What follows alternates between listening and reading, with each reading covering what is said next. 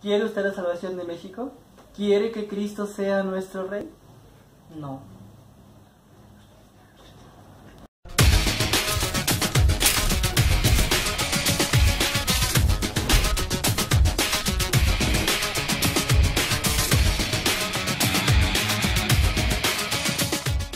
Hola, sean todos bienvenidos a este su espacio, una obra que vale la pena conocer. Mi nombre es Antonio Méndez y como siempre me encuentro acompañado, muy bien acompañado con mi compañera Paloma Vargas. Así es, amigo, muchísimas gracias por la presentación y como ya lo dijiste, estamos en este su espacio, les damos la mayor de las bienvenidas, esperando que pues este episodio les sea de su agrado. Ya veníamos trabajando con el podcast y ahora traemos un video tipo booktuber que esperamos les agrade y pues les deje algo. El formato de hoy es distinto, eso es cierto, pero la temática sigue siendo exactamente la misma. Hay una obra central la cual vamos a analizar, a conocer su origen, datos al respecto y finalmente a recomendárselos a todos ustedes. Pero dime, ¿qué obra tenemos hoy? Un libro del gran Roberto Bolaño Ábalos, escritor y poeta chileno. ¿Tienes idea de cuál podría ser?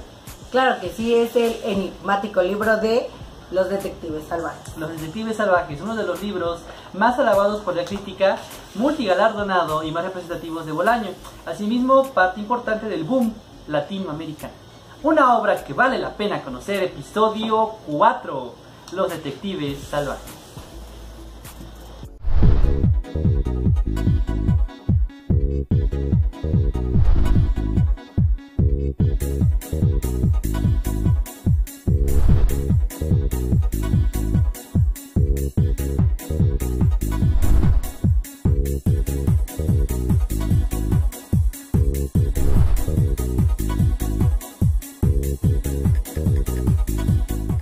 Cuéntanos quién fue Roberto Bolaño Ábalos. Roberto Bolaño Ábalos nació en Santiago el 28 de abril de 1953, hijo de León Bolaño, que era transportista, y de Victoria Ábalos, profesora. Pasó su infancia en Viña del Mar, donde cursó sus primeros estudios, en Quilpué y Cauquenes. En Quilpué realizó a los 10 años su primer trabajo como boletero en una línea de autobuses que cubría el trayecto Quilpué-Valparaíso. En 1968 la familia se trasladó a la Ciudad de México, donde Roberto pasó su adolescencia concentrado en la lectura, encerrado durante muchas horas en la biblioteca pública. En México fundó, junto con un grupo de poetas mexicanos, un movimiento de vanguardia denominado infrarrealismo, y en 1975 vio finalmente publicados sus primeros trabajos, reunidos en la antología poética Poetas Infrarrealistas Mexicanos. Sin embargo, hastiado de lo literario, abandonó México y partió primero para El Salvador, donde conoció al poeta Roque Dalton, y posteriormente a Europa. Tras viajar por varios países europeos y por el continente africano, finalmente decidió establecerse en España. En 1984 publicó, en colaboración con Anthony García Porta, su primera novela, Consejos a un discípulo de Morrison, a un fanático de Joyce, con la que obtuvo el premio Ámbito Literario. Ese mismo año lanzó La Senda de los Elefantes, que fue galardonada con el premio Félix Urabayén. En 1993, los médicos le diagnosticaron una grave enfermedad hepática. A partir de entonces, Bolaño se obsesionó con dejar un legado literario de importancia que se dedicó aún con mayor ahínco a la escritura y multiplicó sus publicaciones. Ese mismo año vieron la luz Los Perros Románticos, un recopilatorio de la obra poética creada entre 1977 y 1990, y la novela La Pista de Hielo. En 1996 presentó La literatura nazi en América y Estrella Distante. En 1997 la compilación de cuentos Llamadas Telefónicas, que le valió el Premio Municipal de Santiago de Chile, el más importante de su país. El año 1998 fue sin duda un año clave en la vida de Roberto Bolaño, que poco antes había empezado a publicar en Anagrama.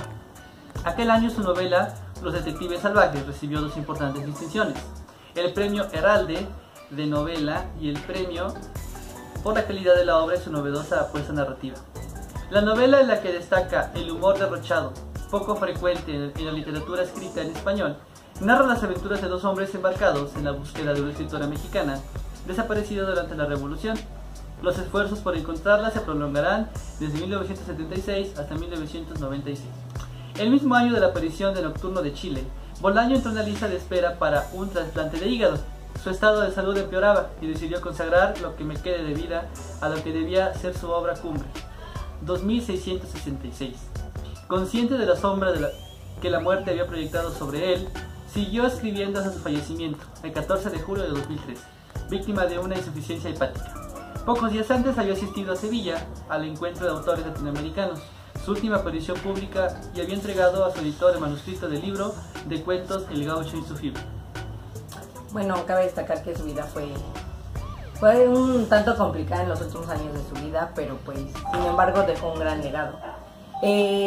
Centrándonos en el libro del que vamos a hablar en este episodio, el libro de los detectives salvajes, cabe destacar que pues fue la quinta novela escrita por Roberto Bolaño, publicada en 1998, y pues dicho libro se compone de 3 partes o 3 capítulos.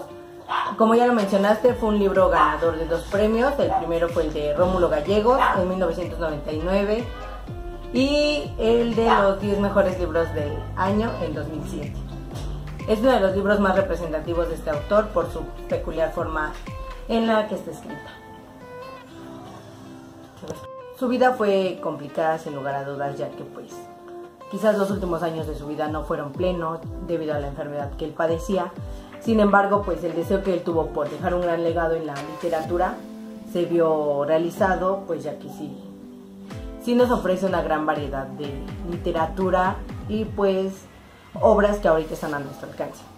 Centrándonos un poquito más en el libro del que ahorita estamos hablando, que son Los detectives salvajes, pues cabe destacar que fue la quinta novela escrita por Roberto Bolaño, publicada en 1998, libro que se compone de 3 partes y fue acreedor a dos premios. El primero de ellos es el de Rómulo Gallegos en 1999 y el segundo fue el de los mejores 10 libros del año en el año del 2007, año en el que se empató en el gusto del público con el escritor Gabriel García Márquez. Pues ellos dos, Roberto Bolaño y Gabriel García Márquez, fueron 2 de los autores más representativos de Latinoamérica, y pues este libro es uno de los más representativos del autor por la peculiar forma en la que está escrita. Sobre este libro se puede decir muchas cosas, pero lo que sí es verdad y nos llama poderosamente la atención son los siguientes 3 puntos. El primero es la redacción del libro, pues ya que está diseñada de modo que se puedan emplear los 3 tipos de lenguaje, el vulgar, el coloquial y el culto, sin que uno de estos se lea fuera de alguna parte de la lectura. Es por eso que encontramos en algunas partes de este libro, pues en párrafos, palabras propiamente de una literatura avanzada, pero a su vez podemos encontrar palabras que son altisonantes, tales como culo, verga, venirse, entre otras. Por lo tanto, bueno, este libro pues tiene esa flexibilidad de que contiene también muchas pues alusiones, analogías, metáforas que pues lo podemos entender igual si estamos en contexto. El segundo punto que nos llama mucho la atención es que pareciera que hay 2 libros en uno. Los capítulos 1 y 3 tienen el mismo formato de diario, en el cual se va describiendo el día a día de las aventuras de García Madero. Sin embargo, pues el capítulo 2 rompe con esta tónica y eso distorsiona un poco el modelo de lectura al que pues ya se está acostumbrando uno como lector. Así es, entre el capítulo 1 para pasar al capítulo 2, que se llama precisamente Los detectives salvajes, se nota una modificación radical de la manera en la que se redacta el libro. La lectura obviamente pues no es homogénea, no es uniforme. Vuelvo a retomar ese mismo formato de diario, como lo mencionaba aquí Paloma, hasta el capítulo 3, Los desiertos de Sonora. La parte número 3 que nos llama la atención es que no es recomendable si te gustan las novelas con trama clara y simple. Es decir, este libro no es como tal la clásica novela que nos muestran los personajes desde un inicio y que la historia como tal se puede predecir, sino que más bien dicho este libro es hasta cierto punto impredecible, ya que bueno, al principio se nos hizo una obra muy difícil de comprender, donde tuve que regresarme a releerlo para no perder el hilo y después no comprender nada, porque bueno, como lo mencionábamos aquí, su lenguaje, su manera en la que está pues redactada, puede parecer que está pues fuera de lugar si nosotros no leemos la obra completa. Asimismo, en un inicio pareciera que el libro se trata sobre un estudiante, un poeta frustrado que estudia Derecho y que tiene su pelea con su primer maestro. Sin embargo, después parece que nos va a hablar sobre todas las aventuras que tiene que pasar para lograr su sueño de pues ser poeta, estudiar letras. Pero después parece ser que se va más hacia la descripción de, pues, así que de sus fantasías sexuales y de sus actos sexuales que tienen con diferentes pues, personalidades, como María Font, por ejemplo. Pero pues al final tenemos que, pues, así que hacer la lectura completa para poder comprender, porque en un inicio parece que no hay ni detectives, ni mucho menos son salvajes. Tenemos nosotros que pues continuar en una lectura crítica y analítica para poder al final entender a qué se está refiriendo todo esto. La estructura del texto, al menos en las partes de los diarios, están unidas cronológicamente en el tiempo, pero no precisamente pues digamos en la parte histórica. A eso lo atribuimos porque el capítulo 1 y capítulo 3, si nosotros, como repetimos, los unimos, en la cronología temporal van, pues digamos, en orden. El capítulo 2 como tal no. Por eso mismo, si nosotros pues empezamos leyendo el capítulo 2 o empezamos por leer el 1 y luego el 3, no habrá ninguna pues distorsión en la comprensión de la historia. Bueno, también es como algo interesante que cada personaje de la historia pues juega como un papel importante. Pareciera al principio ser García Madero el protagonista, sin embargo al paso de la historia pues ya salen a relucir otros personajes que igual pues parecen ser protagonistas, como Ulises Lima, por ejemplo, o Arturo Belán. Asimismo, la novela, bueno, se ve influida por las corrientes poéticas de aquellos tiempos. El tema trata de la formación de un movimiento literario que de alguna manera se identifica con las corrientes vanguardistas de la época, como el surrealismo, simbolismo, existencialismo y dadaísmo, y además de los integrantes de este movimiento en Ciudad de México.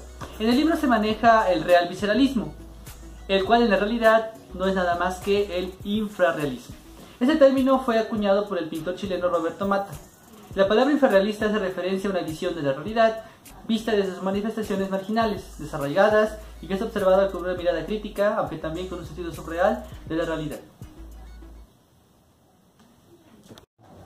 Y bueno, así es que hemos llegado al final de esta emisión de una obra que vale la pena conocer, episodio 4, Los Detectives Salvajes. Esperemos que les haya gustado lo dicho aquí sobre esta obra y desde luego que si no la habían leído pues animen a hacerlo. En efecto, pues bueno, llegó la hora de retirarnos.